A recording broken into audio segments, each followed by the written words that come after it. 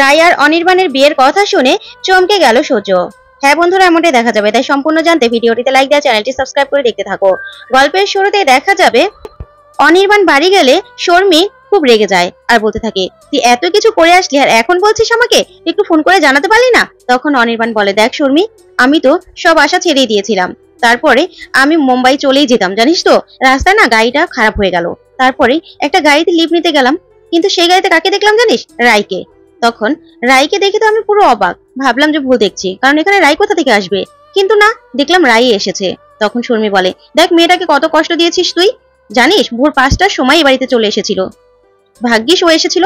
আর সব থেকে বেশি ক্রেডিট হলো স্রোতের। স্রোত ওর দিদিকে টানতে টানতে নিয়ে গিয়েছিল, জানিস না তুই? তখনই অনির্বাণ বলতে থাকে, হ্যাঁ ঠিক বলেছিস, স্রোত না থাকলে আজকে আমরা দুজন আলাদাই হয়ে যেতাম, হয়তো আমাদের ভালোবাসার এখানেই সমাপ্তি হতো। তখন শর্মি বলতে থাকে, আমি কি করেছি বলতো? আমিও তো, তুই প্রথমবার যখন চলে যেতে চেয়েছিলি তখন আমি রাইকে গিয়ে সবটা বলেছিলাম, আমার ক্রেডিট নেই বুঝি? তখন অনির্বাণ বলে, তোরা আমার দুই লিটল সিস না থাকলে তো আমার আর রায়ের মিলটাই হতো না। তখন অনির্বাণ বলতে থাকে, তোদের দুজনকে না একদিন ট্রিট দেবো। যা শুনে শর্মি খুব খুশি হয়ে যায়। তারপরে ওইদিকে দেখা যাবে স্রোত কলেজে যায়। কলেজ যাওয়ার পরে ওর বন্ধুরা বলতে থাকে, কিরে আজকে 2টা ক্লাস মিস দিলি কেন? তখন স্রোত বলে, আসলে লেট হয়ে গেছে রে তাই। তখন ওর বন্ধুরা বলতে থাকে, তুইও আসিসনি আর সার্থক স্যারও আসেনি, আমরা তো ভেবেছিলাম এর মধ্যে কোনো বন্ডিং আছে। তখনই স্রোত রেগে যায় আর বলে, কি বলছিস তোর? সার্থক স্যার আসেনি তাতে আমার কি? তখন ওর বন্ধুরা বলে, না না, ভাবলাম রাস্তা দেখা হয়ে গেছে নাকি, আবার দুজন ঝগড়া লড়াই করতে করতে এদিকে ক্লাস মিস হয়ে গেছে। তখন স্রোত বলে, না আমি কখনো ওনার সাথে যেচে পড়ে ঝগড়া করি না, বুঝেছিস, উনিই করে। আর তাছাড়া আর তো কটা দিন মাত্র, তারপরে এই কলেজ ছেড়ে চলে গেলেই আর ঝগড়া কিছু হবে না। তখন কিঞ্জল বলতে থাকে, তোর আমাদের জন্য মন খারাপ হবে না? তখন স্রোত বলে, হবে তো, কিন্তু কি করবো বল, এভাবে মানসিক যন্ত্রণা নিয়ে পড়ালেখা করা যায় না। আর তো কারোর সাথে আমার কোনো সমস্যা নেই কলেজে, শুধু এসএসআর ছাড়াই। তারপরে সবাই ক্লাস করতে চলে গেলেই স্রোতের সেই সার্থকের বাবার কথা মনে পড়ে আর বলতে থাকে, আঙ্কেলকে ক্লাস শেষ করে আমি একটা কল দেবো, আঙ্কেলের সাথে অনেকদিন কথা হয় না। তারপর অন্যদিকে দেখা যাবে রায় কাপড় গুছোচ্ছিল। তখনই বৌমনি এসে বলতে থাকে, আসবো? তখন রায় বলে, বাবা তুমি আবার কবে থেকে এরকম পারমিশন নিয়েছো বৌমনি? তখন বৌমনি বলতে থাকে, না তোমাদের এখন বিয়ে ঠিক হয়েছে, কত রোমান্টিক কথাবার্তা বলবে, তা যদি আমি শুনে ফেলি তাহলে তুমি লজ্জায় লাল হয়ে যাবো, তাই না? তখন রায় এগুলো শুনে হাসতে থাকে আর বলতে থাকে, নিশ্চয়ই দাদাভাইকে দিয়ে কম্পেয়ার করছো? হ্যাঁ, দাদাভাই না একসময় খুব রোমান্টিক ছিল, দাদাভাই গলা ছেড়ে গান গাইতো, খুব ভালো লাগতো। তখন বৌমনি বলতে থাকে, আসলে সেটা অতীত হয়ে গেছে, মনে হচ্ছে যেন কত বছর আগে এরকম হয়েছিল, কবে যে মানুষটা ঠিক হবে কে জানে। ঠিক তখনই অনির্বাণ ফোন করে। অনির্বাণের ফোন দেখে বৌমনি হাসতে থাকে। তারপরে অনির্বাণ ফোন করে রায়কে বলতে থাকে, আজকে আপনি কেন আসেনি বলুন তো, কালকে এসে ডিটেলসে সবকিছু অ্যাপ্লিকেশনে লিখবেন, ঠিক আছে? কেন আসেনি? তখন রায় বলতে থাকে, ঠিক আছে স্যার। তখন অনির্বাণ বলে, তা আমাদের কখন দেখা হচ্ছে? তখন রায় বলে, ওই যে কালকে অ্যাপ্লিকেশন নিয়ে যাওয়ার সময়। তখন অনির্বাণ বলে, না না না, আজকে সন্ধ্যা 7টায় তোমাকে আমার সাথে একটা ক্যাফেতে দেখা করতে হবে। তখন রায় বলে, না সন্ধ্যার সময় বাসা থেকে কিছুতেই বেরোতে পারবো না। তখনই বৌমনি বলতে থাকে, কি বলছো তুমি? তারপর ফোন নিয়ে বলতে থাকে, না না অনির্বাণ, ও যাবে, আমি ওকে পাঠাবো বলছি তোমাকে। তখন অনির্বাণ বলে, ঠিক আছে। তখনই বৌমনি বলতে থাকে, সবাই আমাকে বৌমনি বলে, তুমিও আমাকে বৌমনি বলবে, ঠিক আছে তো? তখন অনির্বাণ খুশি হয়ে যায়। তারপরে রায়ের সাথে কথা বলে অনির্বাণ ফোনটা রেখে দেয়। এদিকে রায় খুব খুশি। তারপরে অন্যদিকে দেখা যাবে সার্থকের বাবার শরীর খুব খারাপ, অনেক জ্বর এসেছে। তখন তার দিদি তাকে ওষুধ দিচ্ছে। আর এদিকে সার্থক সেটা দেখে আর কলেজ যায়নি, নিজের বাবার কাছে এসে রিপোর্ট দেখার ওষুধগুলো দেখে চলে যাচ্ছিল। তখনই সার্থকের বাবা বলতে থাকে, কি ব্যাপার, কি দেখতে এসেছিলে, আমার শরীরটা কতটা খারাপ? তখনই সার্থক বলতে থাকে, না সেরকম কিছু নয়। তখনই সার্থকের বাবা বলে, শুধু শুধু কলেজটা কেন মিস দিলে আমার জন্য, কলেজে চলে যাও, কলেজে কেন গেলে না? তখন সার্থক বলে, এটা এমন কিছুই না, আমার আজকে ইম্পর্টেন্ট কোনো ক্লাস ছিল না। তখন সার্থকের বাবা বলে, একজন শিক্ষকের জন্য সব ক্লাসই ইম্পর্টেন্ট, তুমি কেন গেলে না সেটা বলো।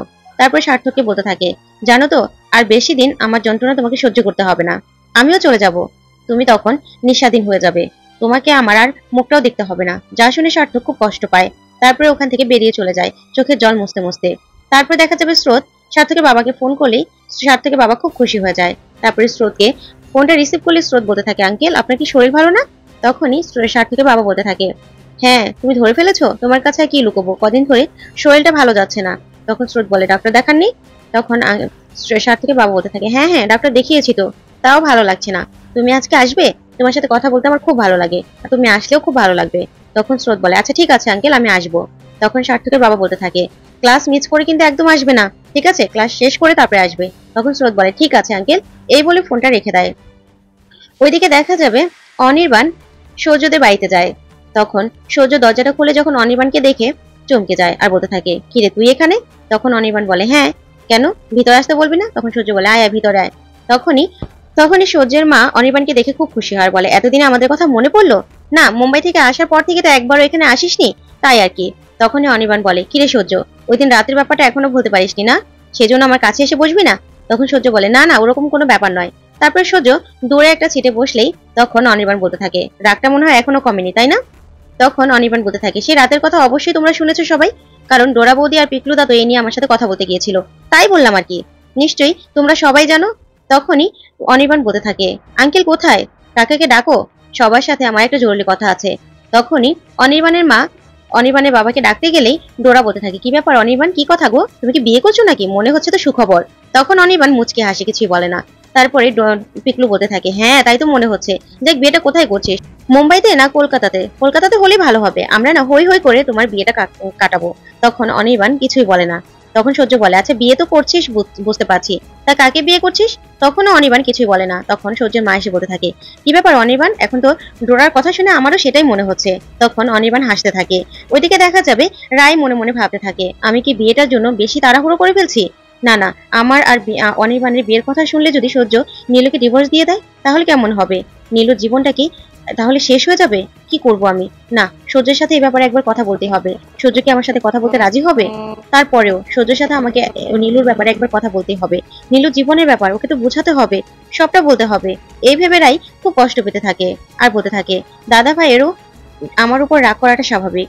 ও তো ভয় পাচ্ছে, নিজের অক্ষমতাকে, দুর্বলতাকে ভয় পাচ্ছে। আর মা, তাহলে কি এতদিন মায়ের আমার জন্য দুশ্চিন্তা ছিল, সেই জন্য এত রাগ করতো? এই সব কিছু ভেবে রায় খুব কষ্ট পেতে থাকে। অন্যদিকে দেখা যাবে সূর্যের বাবা আসলে অনির্বাণকে বলতে থাকে, তুমি এসেছো তাতেই আমি খুশি হয়েছি অনির্বাণ। তখন অনির্বাণ বলে, না কাকা, আরো আগে আসার কথা ছিল, দরকার ছিল, কিন্তু আপনি অসুস্থ থাকা সত্ত্বেও আমি আসতে পারিনি, তার জন্য সরি।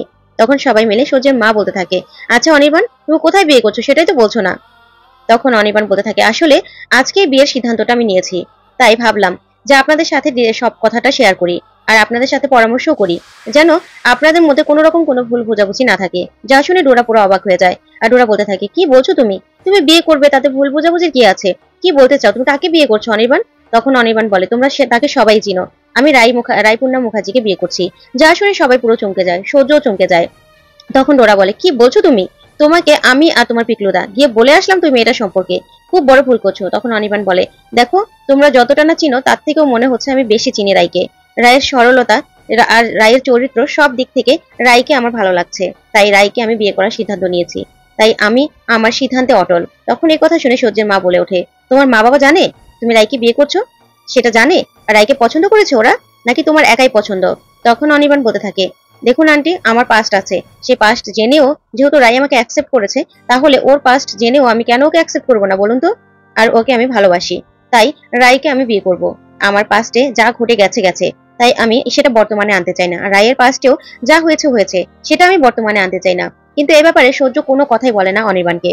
এদিকে ডোরা বলতে থাকে, দেখো অনির্বাণ, খুব ভুল করছো তুমি। তখন অনির্বাণ মুচকি হাসে আর কিছুই বলে না।